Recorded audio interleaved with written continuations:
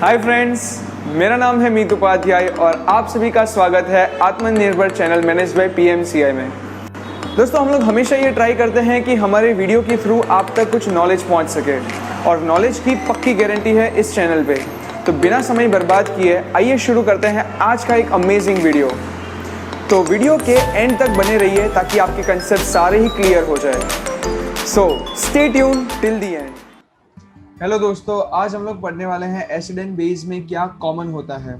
Acid और base में common भी क्या हो रहा है और सभी एसिड्स एंड सभी बेस में क्या कॉमन होता है, इन दोनों टॉपिक्स पे आज हम लोग गौर से डिस्कस करेंगे। सबसे पहले मैं शुरुआत करना चाहूंगा कि एसिड्स की कई सारी केमिकल प्रॉपर्टीज के बारे में। So let's start with the scratch.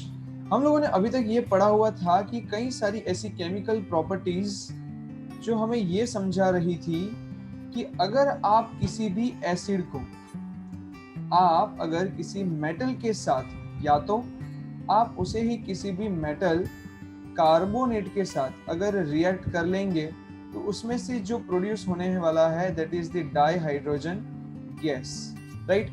उसी तरह से अगर मान लीजिए कि आपने अगर किसी भी बेस को सिमिलरली मेटल के साथ या फिर मेटल कार्बोनेट के साथ अगर रिएक्ट कर लिया तो क्या होगा, तो इधर भी सेम चीज यानी कि डाइहाइड्रोजन गैस। तो अगर आपसे ये सवाल किया जाता है दोस्तों कि क्या सिमिलरिटीज है एसिड एंड बेस में, तो आप लोगों के लिए अब ये आसान हो जाएगा कि आप लिखेंगे कि भी दोनों में ही डाइहाइड्रोजन गैस जो है ये लिबरेट हो रही है। बट आज का सवाल कुछ इससे अलग है। आज का सवाल कुछ ऐसा है दोस्तों कि सारे के सारे एसिड्स के अंदर सभी एसिड्स में क्या कॉमन होता है। यानी कि एग्जाम्पल के तौर पे आप ले लीजिए कि अगर आपके पास हाइड्रोक्लोरिक एसिड है, सल्फ्यूरिक एसिड है, नाइट्रिक एसिड है, टार्टिक एसिड है, इन सभी में भाई लोग क्या चीज कॉमन होती है। तो आज उसी चीज के रिगार्डिंग मैं एक्सपेरिमेंट के थ्रू आपको ये चीज समझाने का ट्राई करूंगा। साथ में हम लोग ये भी देखेंगे कि सारे के सारे बेस में कौन सी चीज कॉमन रहती है। So students, let's move towards the common things among the acids and common things among the base. तो यहाँ पर एसिड और बेस में क्या कॉमन होता है, तो वो है डाइहाइड्रोजन गैस। लेकिन सभी एसिड्स में क्या कॉमन होता है, उसके लिए एक्सपेरिमेंट करना पड़ेगा। So let's start with the experiment. So guys, यहाँ पर हमें जैसे बताया गया है कि एक्सपेरिमेंट के लिए हमें चाहिए कुछ चीजें, कुछ एपरेटस। तो सबसे पहले मुझे यहाँ पे लिख लेना चाहिए आप लोगों के लिए एपरेटस के बारे में। अब एपरेटस में क्या क्या चीजें होंगी, जैसे कि सबसे पहले मुझे यहाँ पर चाहिए होगा एक बीकर, उसी के साथ में मुझे यहाँ पर चाहिए रहेगा एक कॉर्क, उसके साथ में मुझे यहाँ पर चाहिए रहेगा कोई 2 नेल्स, वायर, इलेक्ट्रोलाइट के बारे में मैं आपको आगे डिटेल में समझाऊंगा, और एक बल्ब, राइट। इतनी चीजें हमें चाहिए। जिस तरह से आप डायग्राम में देख रहे हो बिल्कुल वही सारी चीजें हमें चाहिए। अब सबसे पहले यहाँ पर हमारा जो क्वेश्चन आज हम लोग पढ़ने वाले हैं वो ये है कि सभी एसिड्स में कॉमन क्या होता है। बात आपकी सही है, और सभी बेस में क्या कॉमन है, लेकिन मैं चाहूंगा कि आप कुछ देर के लिए इन क्वेश्चंस को थोड़ी देर के लिए इग्नोर करें और एक नया क्वेश्चन अपने दिमाग में प्रोड्यूस करें। क्या, तो सबसे पहले जिस तरह से मैंने आपको अरेंजमेंट दिखाया हुआ है डायग्राम के अंदर, उस हिसाब से आपको ये देखना है कि हमारे पास यहाँ पर इस बीकर में जो सोल्यूशन है, ओके, जिसको मैं कहता हूं इलेक्ट्रोलाइट। ये इलेक्ट्रोलाइट टोटल मैं यहाँ पे 4 तरीके के लेने वाला हूँ। पहला जो मैं लेने वाला हूँ वो है हाइड्रोक्लोरिक एसिड यानी HCl। सेकंड जो मैं लेने वाला हूँ वो है दोस्तों H2SO4। तीसरा जो मैं लेने वाला हूँ that is the alcohol. And fourth जो मैं लेने वाला हूँ दोस्तों वो होगा हमारा ग्लूकोज। अभी आपको यहाँ पर जो सवाल अपने दिमाग में जो पैदा करना है, न्यू क्वेश्चन, वो ये है कि गाइस क्या मैं यहाँ पर दिए गए डायग्राम के अंदर सॉल्यूशंस अगर चेंज कर रहा हूं तो बल्ब ग्लो हो रहा है। यानी कि अगर आप ध्यान से देखोगे तो जो हमारा कॉर्क है उस कॉर्क के ऊपर 2 नेल्स लगी हुई है। वो नेल को मैं नेम दे देता हूँ nail A and nail B। अब इनके बीच में कोई कनेक्शन नहीं है सिवाय के सोल्यूशन के। अब ये जो सोल्यूशन जो हम लोग यूज करने वाले हैं, हम उसको एक के बाद एक बदलेंगे और देखेंगे कि क्या दिया गया बल्ब जो हमारा है वो ग्लो हो रहा है। सो let's start with the first solution that is named as the HCl, hydrochloric acid. जैसे ही मैंने यहाँ पर सोल्यूशन डाला HCl का, तो यहाँ पर देखने को मिलता है कि जी हाँ, इसके अंदर बल्ब जो है ये ग्लो हो रहा है। The answer is yes. इसी तरह से मैं सेकेंड सोल्यूशन ले लेता हूँ H2SO4 sulphuric acid, kings of acid, एसिडों का राजा H2SO4। तो इसके अंदर भी जो बल्ब है दोस्तों ये भी ग्लो हो रहा है। तो दोनों के अंदर हमें आंसर जो है वो यस वाला मिल रहा है। अब बात आती है तीसरे सोल्यूशन की, यानी कि अल्कोहल की। अगर आप ध्यान से देखोगे तो अल्कोहल के अंदर दोस्तों बल्ब जो है ये ग्लो नहीं हो रहा है। So the answer will be no. And the fourth even is the glucose. तो ग्लूकोज में भी बल्ब जो है वो ग्लो नहीं हो रहा है। तो here even the answer is no. अब ऐसा क्यों? तो सबसे पहले हमें जो सेकंड क्वेश्चन था कि किसके अंदर बल्ब ग्लो होगा और किसके अंदर नहीं होगा, उसका हमें आंसर मिल गया है। हमें यहाँ पे आंसर मिला है कि भाई एसिड जो है इन सभी के अंदर बल्ब जो है ये ग्लो हुआ है। You know why?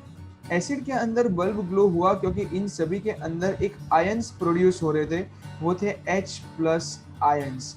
तो इस पर से हमें ये पता चल रहा है कि सभी एसिड्स के अंदर जो है H+ आयंस प्रेजेंट है। तो पहला सवाल जो था कि सभी एसिड्स में क्या कॉमन होता है, वो है H+ आयंस। H+ आयंस होने के वजह से यहाँ पर बल्ब ग्लो भी हुआ। और कोई भी एसिड अगर आप ले लोगे, HCl ले लोगे या फिर आप ले लेते हो H2SO4, इन दोनों के अंदर H+ आयंस आपको मिलेंगे और मिलेंगे ही। अब जैसे मैंने आप लोगों को एक सवाल किया था दोस्तों कि एक चीज हमने देखी थी कि कॉर्क के बीच में तो कोई यहाँ पर एडजेसेंट चीज थी नहीं, साथ में कोई जुड़ा हुआ था नहीं, जो था इनके बीच में ब्रिज के तौर पे तो सिर्फ और सिर्फ सॉल्यूशन ही था। तो मतलब यहाँ पर किस तरह से इन दोनों के बीच में इलेक्ट्रिसिटी पास ऑन हुई और बल्ब ग्लो हुआ, इसके लिए आपको बेसिकली थोड़ा सा इलेक्ट्रिसिटी का बेस पता होना बहुत जरूरी है।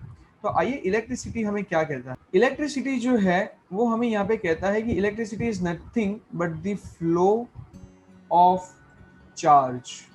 Electricity is just a flow of charge. फर्क नहीं पड़ता है कि ये पॉजिटिव है या ये नेगेटिव है। हालांकि आप इसको बारीकी में इलेक्ट्रिसिटी वाले चैप्टर में पढ़ने वाले हो, बट यहाँ पे मैं एसिड के कॉन्टेक्स्ट में आपको थोड़ा सा इलेक्ट्रिसिटी का फंडा समझाने का ट्राई कर रहा हूँ। इलेक्ट्रिसिटी कहता है कि भाई मैं तो फ्लो ऑफ चार्जेस हूँ, अगर चार्ज फ्लो होगा तो इलेक्ट्रिसिटी प्रोड्यूस होगा। अब उसी चीज को अगर आप एसिड के साथ रिलेट कर पा रहे हो तो देखो एसिड के अंदर भी हमारा जो बल्ब है वो ग्लो हो रहा है। तो मतलब कहीं ना कहीं पे यहाँ पर बल्ब ग्लो होने के पीछे flow of charge he responsible है।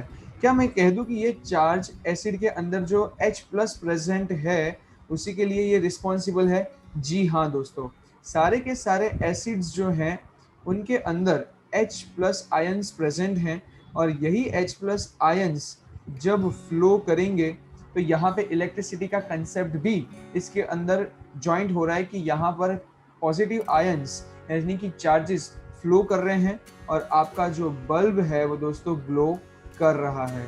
तो यहाँ पर एसिड के अंदर H+ आयंस हैं और इसीलिए बल्ब ग्लो हो रहा है। तो एक गोली दो निशान, एक आंसर, दो सवालों के जवाब मिल गए कि सभी एसिड्स में क्या कॉमन है, तो H+ आयंस कॉमन है। और दूसरी चीज, बल्ब किस किस सॉल्यूशंस में किन किन इलेक्ट्रोलाइट्स में ग्लो हो रहा है, तो एसिड H+ आयंस में ग्लो हो रहा है। तो दोस्तों काफी चीजें हमें यहाँ पे क्लियर हो गई है, लेकिन एक छोटा सा सवाल हमारे पास ये है, अगर एसिड में H+ आयंस हैं तो फिर बेस में क्या है? दोस्तों बेस में OH- जो है वो प्रेजेंट है। लेकिन ये H+ आयंस और OH- आयंस जो हैं वो आते कहाँ से हैं? इसके लिए हमें पढ़ना पड़ेगा एसिड और बेस किस तरह से वाटर के साथ रिएक्ट करते हैं, क्योंकि वहीं से H+ और OH- आयंस प्रोड्यूस होते हैं। लेकिन अभी तो सिर्फ हमारा सवाल ये है कि एसिड्स और बेस में कॉमन क्या होता है, तो मैंने उसी का आंसर आप लोगों को दिया हुआ है। एक छोटा सा सवाल और एक कि क्या बेस वाले सोल्यूशन में, क्या बेस वाला कोई अगर सोल्यूशन होगा, यानी कि बेस वाला अगर कोई इलेक्ट्रोलाइट होगा तो उसमें से हमारा जो बल्ब वह है क्या वो ग्लो करेगा? क्या लगता है आपको, बल्ब ग्लो कर सकता है इसमें से? The answer is yes also and the answer is no also. ऐसा क्यों?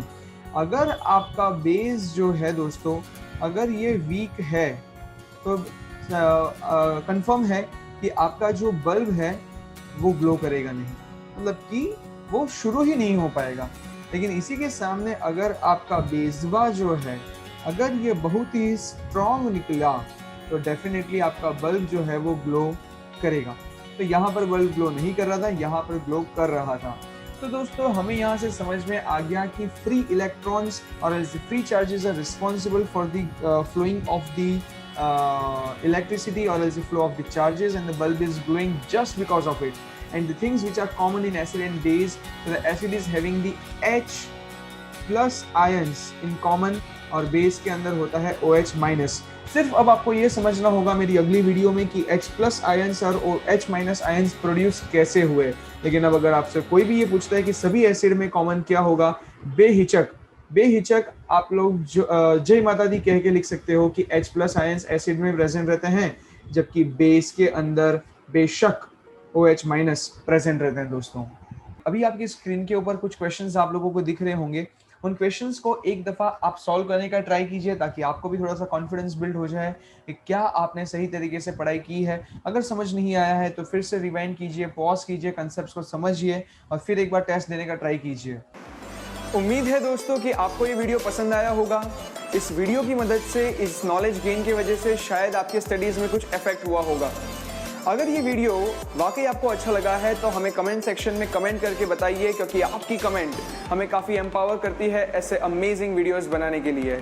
आप अपनी और वीडियोस की रिक्वेस्ट हमें दूसरे हमारे सोशल मीडिया प्लेटफॉर्म्स पे भी भेज सकते हो, जिसका लिंक ऑलरेडी मैंने डिस्क्रिप्शन बॉक्स में डाला हुआ है। दोस्तों हमारे चैनल को सब्सक्राइब करना मत भूलिएगा, बेल आइकन को प्रेस कीजिए ताकि आपको नोटिफिकेशन मिलती रहे। हमारे वीडियो को अपने फ्रेंड्स एंड फैमिली मेम्बर्स में शेयर कीजिए ताकि आप भी दूसरों की मदद कर सके जैसे कि हम कर रहे हैं। और दोस्तों हमारे वीडियो को लाइक जरूर कीजिएगा। Thank you so much for giving your time. Stay tuned for next video. Good bye.